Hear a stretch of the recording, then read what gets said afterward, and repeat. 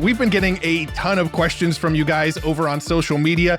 You know, how does this all play out? What does this all look like in the future?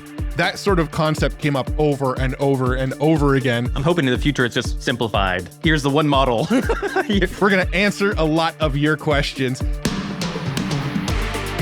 Hey, welcome to the Next Wave podcast. I'm Matt Wolf. I'm here with Nathan Lands. We're going to list out a ton of tools that we're using in our own businesses, the tools that we couldn't live without. We're going to talk about the future of work and what happens if AI takes all of our jobs. Where do we go from there? We're going to talk about large language models and what we see as the future of large language models and so much more.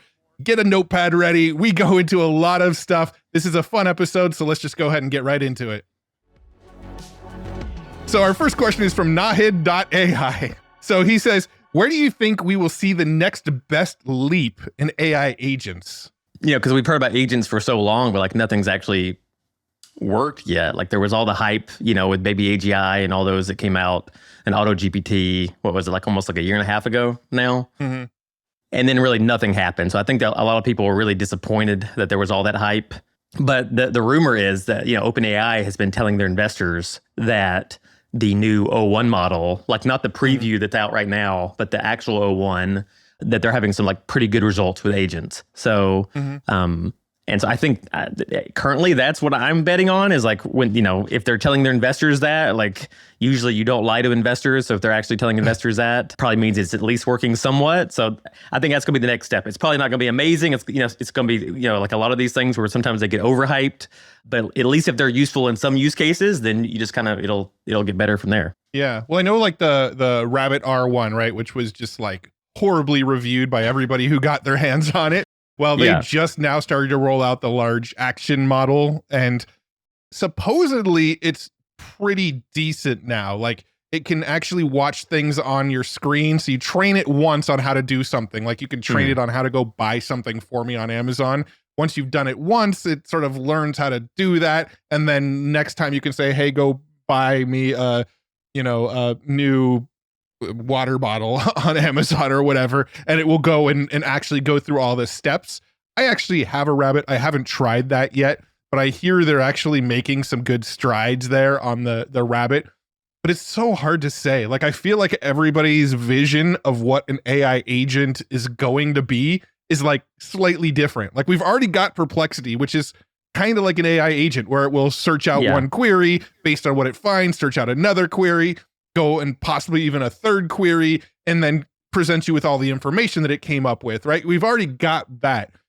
You can already create like semi-AI agents with things like make.com and Zapier, and there's a tool called Mind Studio, and agents.ai, right, is the one from Dharmesh over at HubSpot.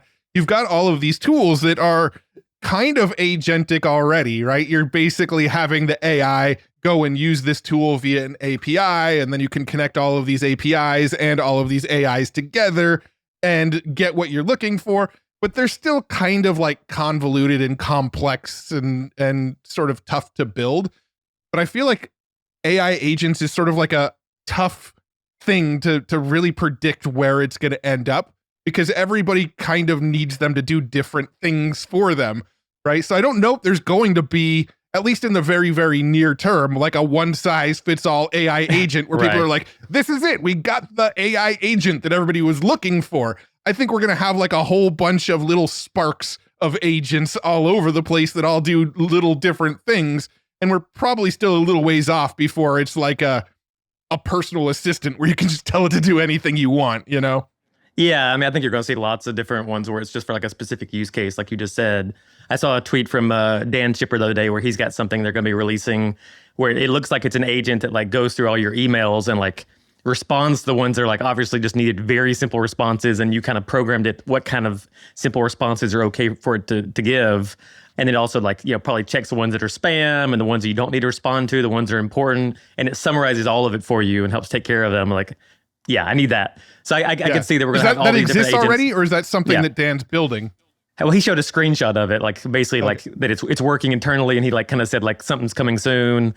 So, and I can imagine that with something like agent.ai, what Dharmesh is doing, that makes a lot of sense. He'll probably have some kind of directory or something like this where it's like, here's an agent for your email, here's an agent for like sales outreach, here's an agent for whatever. But it probably is several years away before we have like one that does all of it. Like maybe that's like 5 years away. Yeah. I mean, I've already started building like little things like the email one. Like you can use a tool like make.com and you can use folders or tags inside of Gmail and basically have make.com watch for any time an email goes into a specific folder. And if you put an email in a specific folder, then make.com follows through on a set of actions for you, right? So let's say like, for example, you get an email that you're like, okay, this one is something I don't personally need to respond to. It's something that I respond to often. So I have sort of like a stock response that I send every time. I can throw it into a folder that's like, use one of my stock responses. Right. And then make.com could look in that folder whenever a new email comes in, read the email, and then sort of decide how to reply based on like a handful of potential set responses. And it could save like a whole bunch of time with email. Right. So there's already like stuff like that you can do. But I just feel like the definition of an AI agent, like, or what the expectation of an AI agent is sort of like a moving goalpost, right? It's like AGI. Like nobody sort of agrees on what AGI is. Well, an agent, like the agent that I want to help me in my business is probably a little bit different than the agent you want to help you in your business. It's probably a little bit different than the agent that, an airline pilot wants for their career, right? Like everybody wants slightly different things. And I think it's the nuance that makes it sort of complicated right now. Yeah. I mean, I think OpenAI said that level 3, they're trying to have like different levels of AGI because like defining AGI is actually quite hard. Like everyone has different ideas of what it means. I think they put level 3 as agents and level 2 as reasoning. And that makes sense because like that's the reason the agents didn't work is because agents require some level of reasoning. You give them some kind of task, they go off and get confused, like Baby AGI and the other ones got confused. And so they had to have some kind of reasoning to actually get past that confusion and figure out what to do next. So if they have nailed reasoning with O1, if they really have, then I think we will start to see some really cool, useful agents, ones that actually go off and do stuff for you. So the next one is from the Jacob Gooden. He's actually a buddy of mine. He used to be the producer of my old show, Hustle and Flowchart, still is the producer of Hustle and Flowchart. Just I'm not on that show anymore. But he asked a good question here. What is your go-to AI tool, the thing you use every day and would miss it if it went away tomorrow? Yeah, so mine has become. I know yours is probably Perplexity. Is that? Is that correct? Mine would be 2. Like I think there's 2, right? Perplexity and Claude. Those are the 2 that I use like every single day. Yeah, so mine has become the ChatGPT voice or whatever they're calling it. I'm just going to call it ChatGPT voice. I know they've got different names for all their stuff, but I'm still finding a ton of value out of that. Like talking to it every single day. I use it for personal stuff, like what am I doing today? What's my schedule? Or just things I'm thinking through to take notes. I use it like that in the morning. I've been using it to help translate with my wife. And also my son has a ton of fun using it. It's been like a really cool way to explain AI to him and show him what's possible. And also Perplexity. I've been using Perplexity more and more. Like as I set it to my default search engine in my browser. And so when I type in something in the browser now, it just pops up in Perplexity. And 90% of the time, I'm finding that that's better than the Google results, honestly. Yeah. And then also they keep releasing, they're releasing new things so fast too. Like people will suggest things on Twitter, and then Aravind, the CEO, will see it and respond to it and say, "Cool idea" or whatever. And then like a week later, you'll see him like post a screenshot or a link to the thing, right? Like, yeah, I mean, going back to the original question, I think, for me, it's Perplexity and Claude. I mean, Perplexity for all the reasons you just mentioned. I love it for research, right? I love going in there and saying, hey, I'm trying to deep dive on this topic. What can you find for me? And then it's really good at suggesting follow-up questions too, right? Like it even kind of takes the thinking out of, well, what should I ask next to learn more about this? Because it gives you like 5 potential questions to ask next. So I really like just sort of going down a Perplexity rabbit hole. And I use Perplexity all the time, like constantly to sort of research topics. And then Claude really, really helps me dial in my videos, right? Especially the short form videos. NotebookLM has been really, really cool. I love plugging in stuff into that and like listening to a podcast back about a topic. But yeah, if I had to, if there was one tool that was like, if this was gone tomorrow, I'd be really, really bummed out. It'd probably be Perplexity would be first place. Claude would be second place. The other day, I used ChatGPT to sort through the latest AI news and tell me what order to talk about them in my YouTube videos. And I was honestly surprised at how spot on it was. One of the biggest tips I give to people still building their confidence with ChatGPT is simple. Just start throwing prompts in and see what it can do. Now, to help you get rolling, HubSpot put together a free guide with over 100 prompts you can start messing with right now. Trust me, it's going to help you unlock some serious potential. You can grab it in the link below. Now back to the show. Yeah, I finally tried NotebookLM with my son over the weekend too. So we tried Replit and then we tried NotebookLM. Same thing where we were using ChatGPT voice, like chatting with it, getting ideas, and then just typing it right into NotebookLM. Have you ever, there was a video going around, I don't know if it was on Twitter or something, but there was a video going around where somebody made a text file and they just put the word poop into it like 2,000 times. And then they uploaded it into NotebookLM, and like they made a whole 10-minute podcast about the document that just had the word poop posted into it like 10,000 times, right? And they're just like, you know, we've talked about a lot of things on this podcast, a lot of really interesting things, a lot of not interesting things. And today I think we've got the most interesting document we've ever seen. This document is just the word poop over and over and over again. You know, it sounds ridiculous, but like me and my son had so much fun with it, like so much fun. And it's like, God, that's like, you know, we've talked about like generative entertainment and stuff in the past, in past episodes. And it's like, but that's like one of the first examples of like generative entertainment, right? Where it's like, in the future, you're gonna have more and more stuff like this where you just like generate the stuff that you enjoy. You know, because everyone's different. And like there's stuff that I find funny that other people are like, God, that's stupid. But like, all right. So moving over to Twitter/X now, Railia says, have you found any tools that are great for coming up with YouTube video ideas/titles? I know a couple of tools, vidIQ, Spotter Studio, Creator ML. Would be curious to know what else you have played with and what is working well. So I feel like this question is probably directed at me, but I mostly still use Claude for a lot of this stuff. I do have a vidIQ account. I do have a Spotter account. I do have a TubeBuddy account. I have like all of those tools, but most of those are like, I use Spotter to help me come up with thumbnail ideas mostly, right? I use TubeBuddy and vidIQ more for like data analysis and to watch the stats and to see and to like test thumbnails and things like that. I still use Claude to help me come up with thumbnails or with titles and like hooks and stuff like that, right? Like I'll go to Claude and say, hey, I want to make a video about X, Y, and Z. Help me come up with a good title for this video.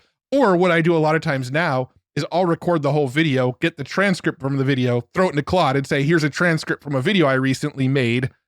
Help me come up with a title for it, right? So I still kind of use the bare bones tools that aren't actually designed for YouTube, because a lot of these tools that were designed for YouTube are just using things like OpenAI or Claude or Llama or one of these models underneath anyway.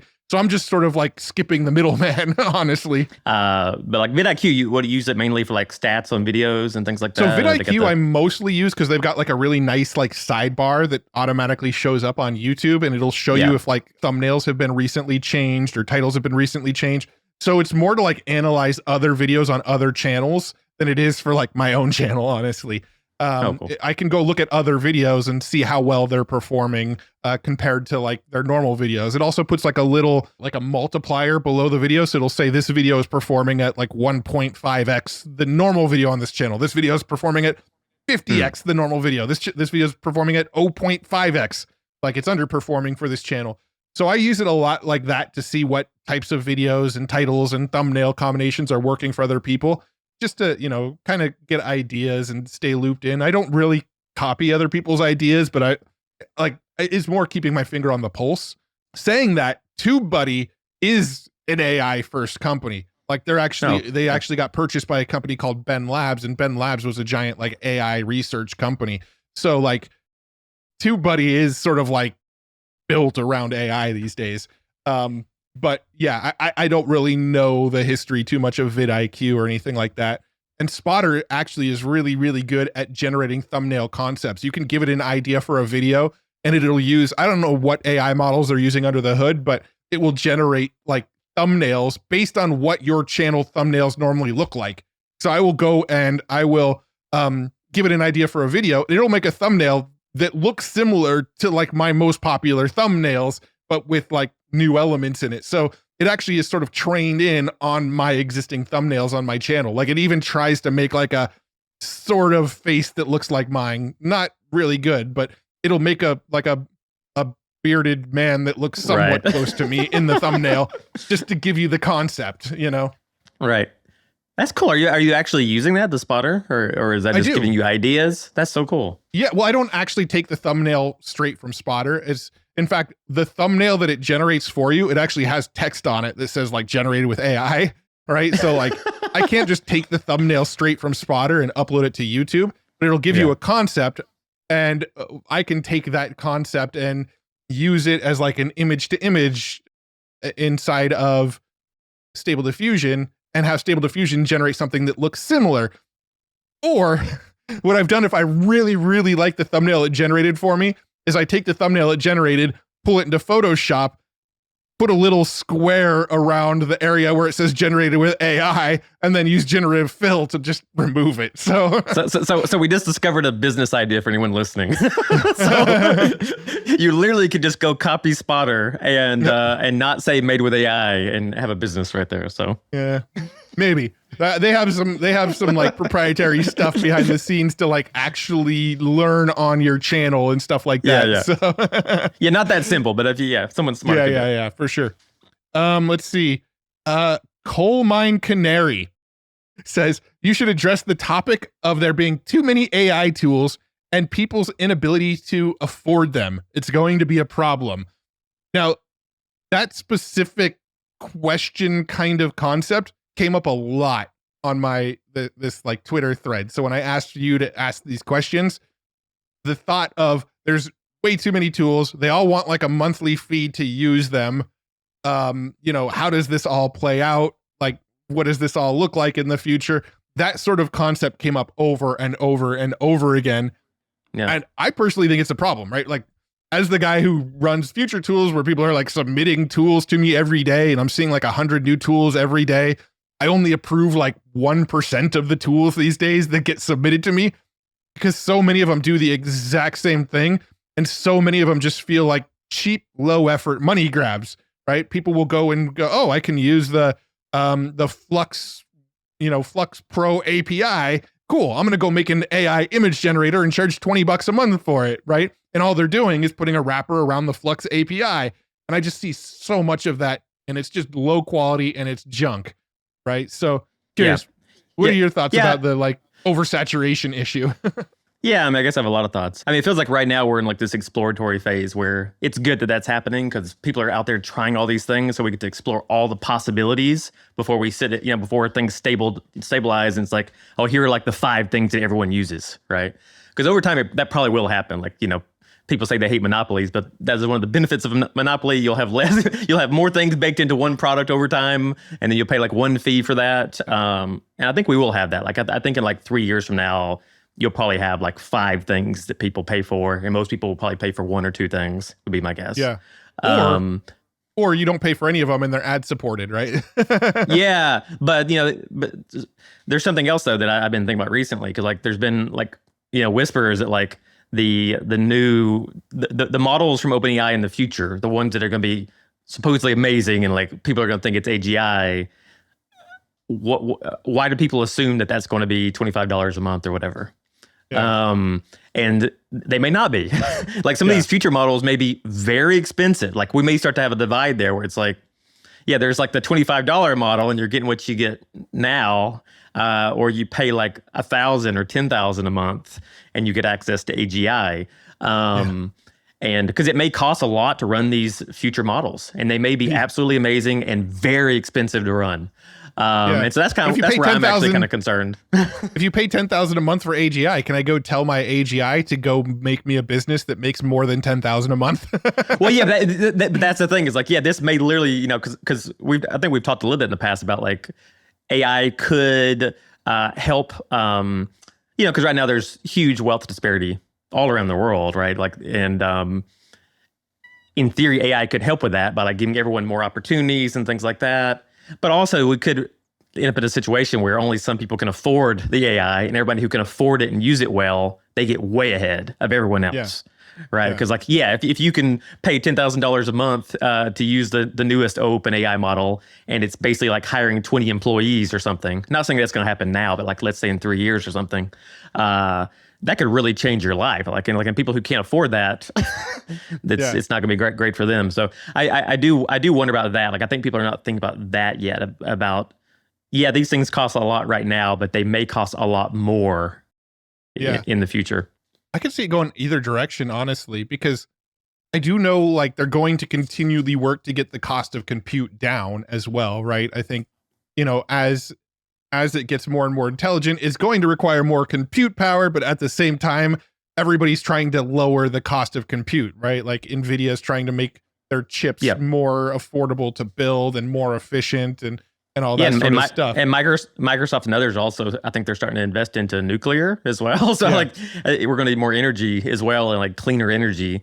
So I think that's going to be one of the good things is like, we're going to have probably cleaner energy all around and more energy. So that's a good thing. I'm not trying to make it negative, but that is kind of like what's been in the back of my mind recently. Like, maybe these really will require like, you may have to pay like $1,000 to $10,000 a month for like the best models. Yeah, I don't know. I mean, personally, I think AGI is probably a little bit farther out than like 3 years, but I don't know. Maybe I'm being pessimistic.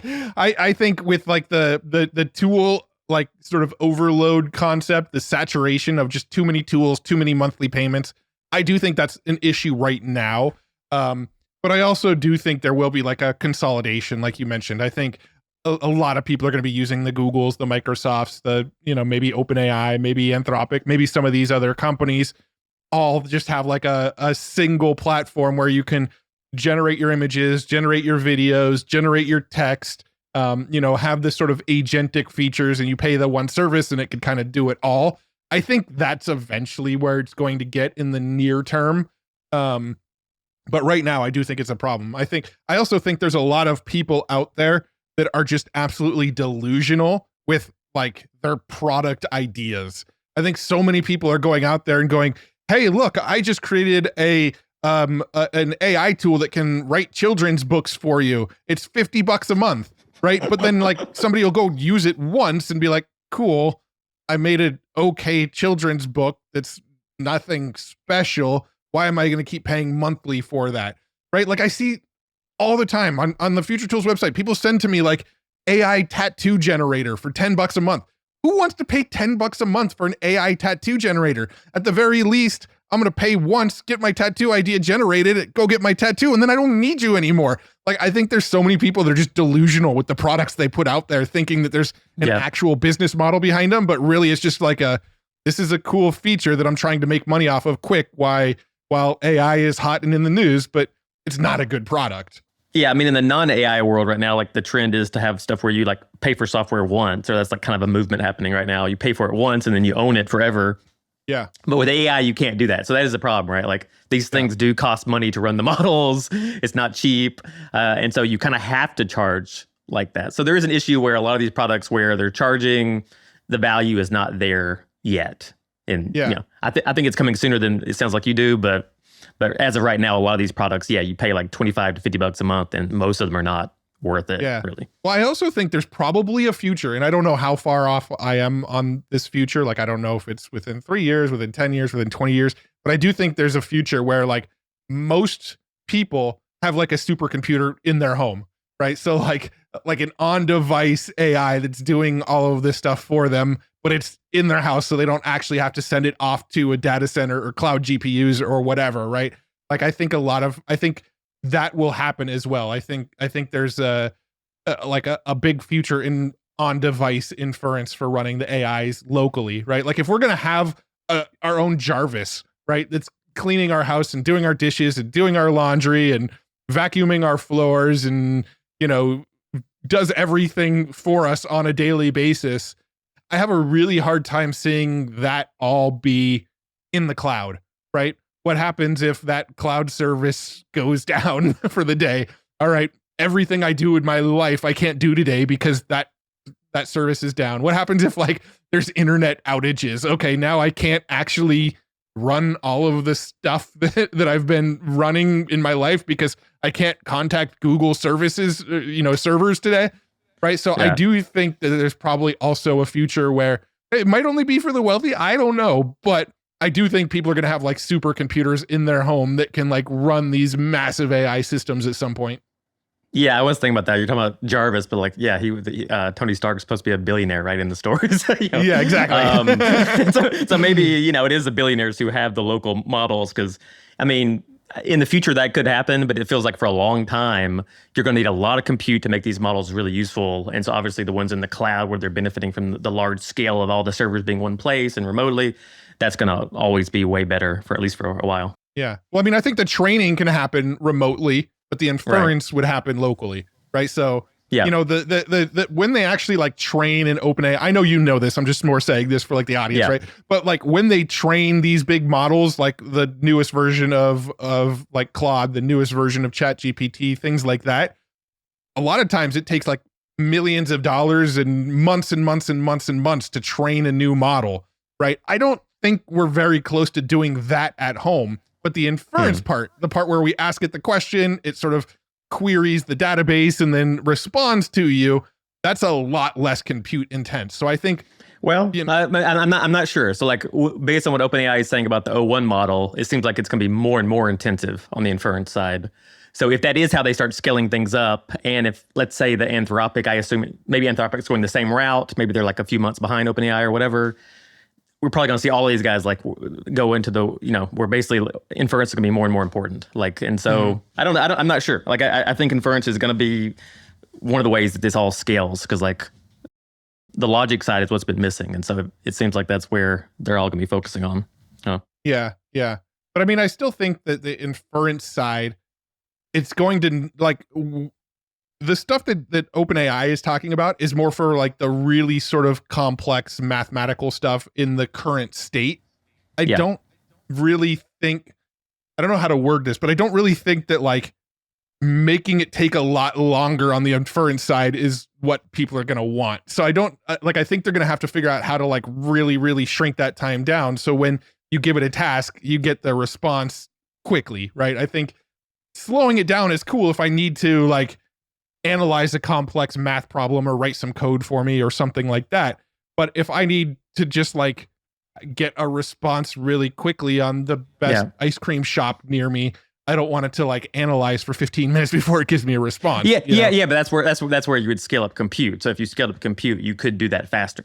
Like, so I think those systems, like they'll want that to be fast. They know that that's not usable for regular people, like waiting, 20 seconds or a minute or whatever. Like people are going to expect these things are happening almost instantly. Yeah. We're getting very theoretical here. Let's see. All right. So Rumble Pack News says, how will AI change content creation like being a YouTuber? Will AI replace YouTubers?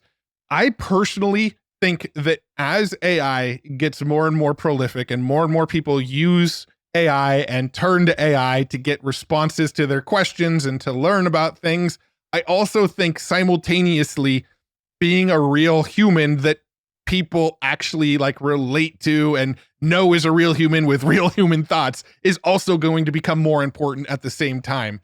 Right? Because I think the lines are going to get blurred really, really quickly between what content was actually generated by AI and what content wasn't. I mean, when it comes to like written content, those lines are already blurred. It's already like nearly impossible to tell whether an article was completely written by AI or completely written by a human or some sort of hybrid of the two, right? And I think you're going to see that happen more and more with video and audio and things like that as well. And as those lines blur, I think people like us who are actually putting our face out there, our voice out there, our opinions, our predictions, those kinds of things, I think there's going to be value in that in a world where people are having a hard time telling the difference between reality and not reality.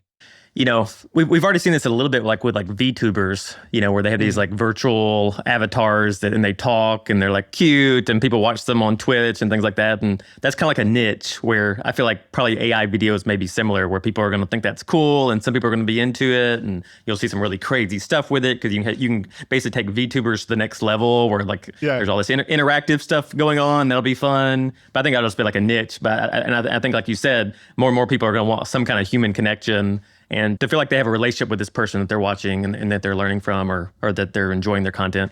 So I don't think, if anything, I think actually maybe YouTubers and having a personality in anything you do in business is going to be more and more important in the future. I mean, because like I do believe we're heading to the point where you can spin up a company and maybe you do pay the $10,000 AI model and you're saying, hey, I'm gonna copy so-and-so's company and I'm gonna throw these resources at it and try to beat them.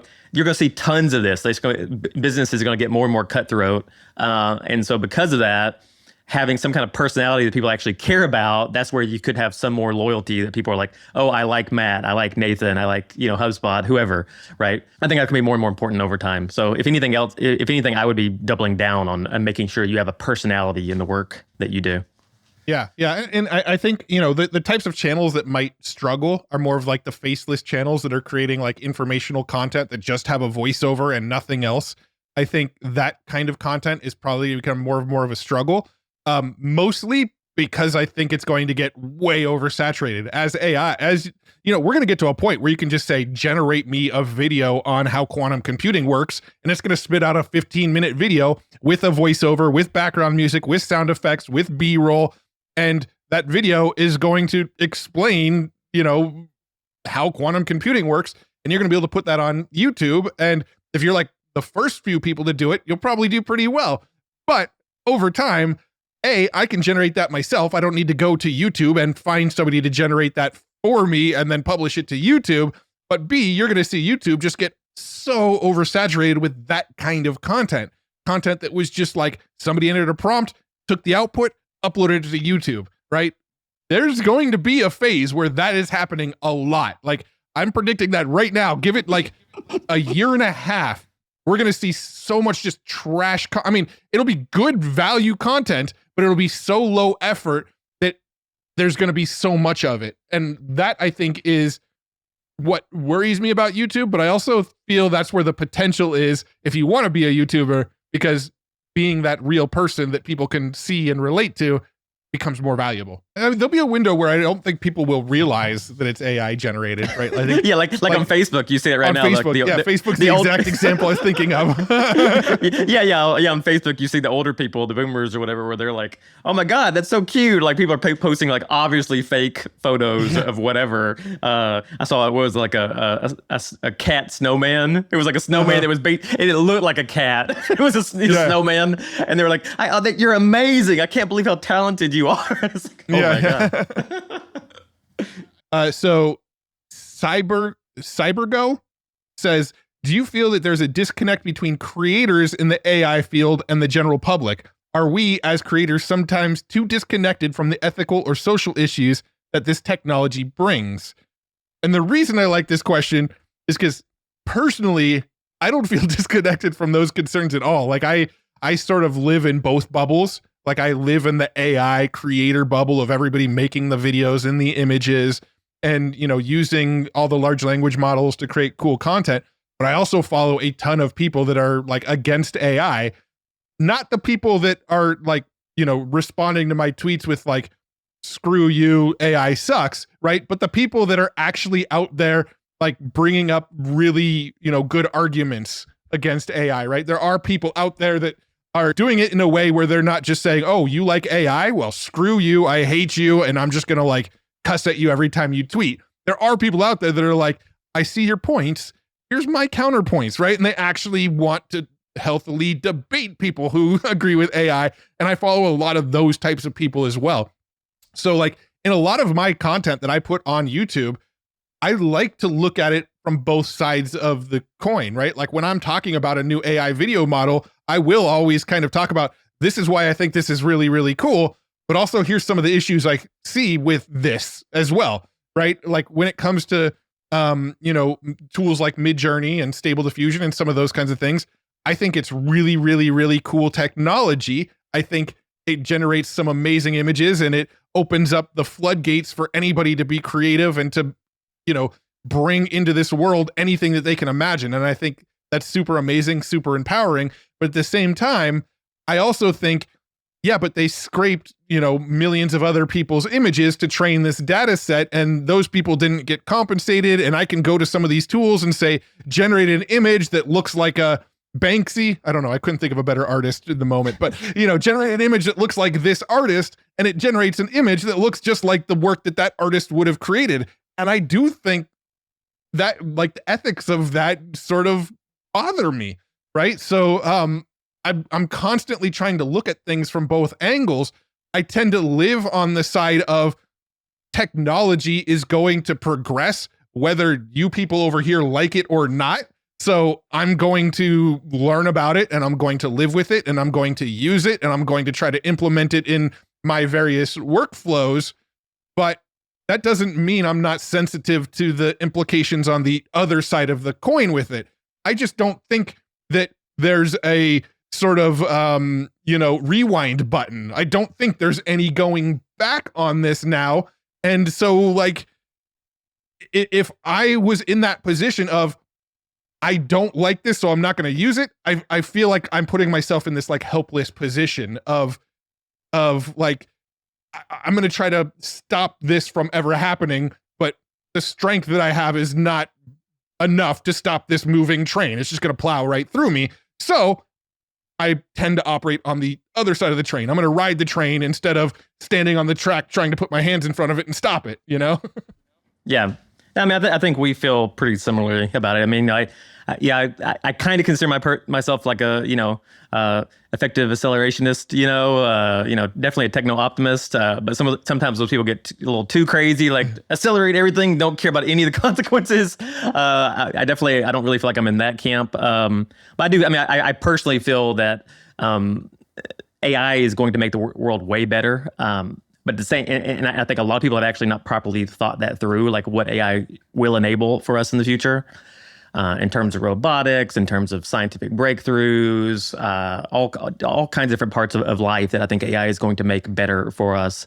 But there are going to be some major issues. Like the main thing I think about is not really the AI art stuff. Like I understand that argument too, but I don't find as much interest in thinking about that. I think more about the job displacement. I think really is the thing I think more about. I actually did a speech kind of talking about something similar to this at Stanford several years back, talking about, how I grew up in a small town in Alabama, and I love technology, and technology usually makes things better. But in my small town Alabama, like as soon as like all the factories were gone, they went other places. Life changed dramatically. And this happens throughout history, and it's like the adjustment is hard for people, and it does have a material impact on people's lives. So I do feel a lot of sympathy for that, and I do think major changes are happening. In my newsletter, like on lore.com, that's what I try to talk about a lot, is like, how can I help people thrive in the age of AI? Because that's all you can do. Like, you be as positive about this as you can, and try to figure out how you're gonna ride this wave. Because there's no stopping it. Like, there's no way, it doesn't matter if you're on the left, right, whatever. No politicians, if they're smart, are going to be against this, because it is what's going to help America be a leader in the future economy. Just like how we were the winners in the internet, and that enabled our entire economy to continue growing like it has. And the same with entertainment and weapons and other things in the past, computers, everything else. It's the same thing with AI. Like, we have to win at this. So there's no matter what anyone feels about it, there's not going to be stopping AI. It's going to continue getting better. And so I do think a lot about job displacement, and I don't think we have great answers to that. Like, there's going to be a lot of new opportunities, but there are going to be major job losses, like major. So I tend to be optimistic about the abilities of humans and their ingenuity and their ability to figure out, what value they can bring next. Maybe the value isn't being the guy that enters data into a spreadsheet and files your taxes for you. Maybe the value isn't the guy that, goes through all of this previous case law for you and, helps you fight an argument in court. Maybe some of that kind of stuff goes away, but I do think humans will find new ways to add value to the world. I mean, the the people who sold ice blocks hated it when the refrigerator came out, right? The people who were painters hated it when cameras came out. The people who were hardcore enthusiasts of photographers hated it when Photoshop came out. Anybody can manipulate photos. Like, this story is a tale as old as time, but humans have always continued to figure out how to thrive and figure out how to like move to the next thing. And they've always figured out how to create new value in the world when the old way they created value ceased to be a way to create value. And I think it's going to continue that way. And I choose to be optimistic about that because I don't see the value in being pessimistic and feeling like, oh no, the sky is falling, we're all doomed. Like, you can choose which side you want to think, which side you want to put your brain energy towards. And I'm going to put it towards the optimistic side because the other side just feels like hell to me. Right. And I do feel like the AI may actually help here too, right? People are not realizing it, but like, imagine like, in the future, and someone's gonna be like, oh my God, AI is gonna help. It took my job and then it's gonna help me. But there probably will be scenarios where like people lose their jobs and have to rethink their lives. And then they're like, and then AI is way better than, they're like literally chatting with AI. And the AI like, okay, you're good at this kind of stuff. You're not good at this. It kind of like actually learns about what you're actually good at, because everyone has different kinds of things they're good at, right? Yeah. And it actually learns what you're good at, and it helps you put together a plan of what you should do next. I think that kind of stuff is going to happen, where people start entirely new careers, new side businesses, whatever, just because the AI helped coach them to do it. And then probably had AI agents to help them even execute on some of the work, right? So I think you're going to see a lot of that, where people before who could not do a business, maybe because all the legal stuff was annoying or accounting or whatever, stuff that they were not interested in, now AI is going to help them do that. So I think you're going to see a lot of new opportunities for people as well. Yeah, if you lose your job, here's the game plan. Just talk to ChatGPT. No, here's the game plan. If you lose your job, take your entire life savings, take out a second on your house or use credit cards or whatever, go buy as many cyber robo-taxis as you can from Tesla, and then just rent them all out, and then you get income from these taxis just driving people around. There you go. All you got to do. The value that people will add to the world may just be the ownership. I am joking, but that is one of the NVIDIA ways. Stock. I thought you were going to get NVIDIA. Just invest in NVIDIA right now, and sell everything you've got. But like, quite honestly, like, joking aside, I do think like people like Elon, love him or hate him. I know a lot of people hate him. Some people are probably going to say, I'm never going to tune into this podcast again because Matt mentioned Elon. I've gotten those kind of comments on my YouTube videos. But love him or hate him, he is trying to create additional revenue streams that don't require labor. Like, if you look at what they're doing with the RoboCab, he's basically saying, and I think his numbers and his timelines are way off because they almost always are with Elon, but he's basically saying you can go buy one of these RoboCabs for $30,000. It will take you around wherever you need it to take you around. And when you're not using it, it will autonomously go and taxi other people around, and you get some of the revenue from that.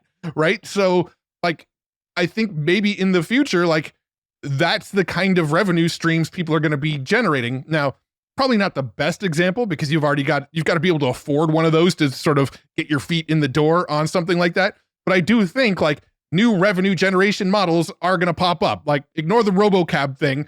I think new revenue generation models that people haven't even thought of yet are going to pop up and replace some of the more laborious tasks, right? Whether it be, the blue collar mining will be done by robots, or the, Excel spreadsheet accountant type stuff is going to be done by, AIs, right? I think a lot of that stuff's going to get replaced, but new stuff will bubble up that is going to allow you to provide value to the world.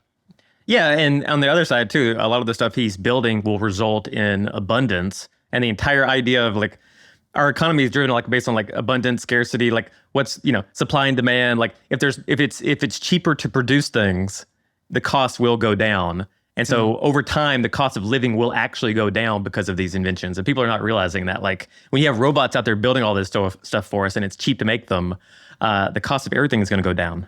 Awesome. Well, I do think that's probably a good place to wrap this one up. I think, we went off on some tangents and some rants and went sort of deep and theoretical with a lot of these questions. So we actually only got through maybe like 25% of the questions that were asked, but we are going to save this thread. We are going to do more of these like ask us anything kind of episodes in the future. They're a lot of fun. We love just sort of riffing on whatever anybody wants us to talk about. We like, for me, I know that's like one of my sweet spots. I love not knowing where the conversation's going to go. So that's a lot of fun. We are going to save any of the questions that we missed and circle back around to some of our favorites in a future episode. So thank you so much to everybody who did ask your questions over on X, over on LinkedIn, over on Threads. We will be doing more of these. We really, really appreciate you. But that being said, I think this is a wrap on this episode. So thank you so much for tuning into this one. If you enjoyed this episode, make sure you subscribe to us. Either subscribe over on YouTube if you want all the visuals and you want to look at me and Nathan's beautiful faces as we talk about this stuff. If you really, really don't like looking at our faces, go subscribe wherever you subscribe to podcasts. We're on Spotify, Apple, all the places. Come tune in and subscribe wherever you listen to podcasts. And thanks again for tuning in. Thank you all.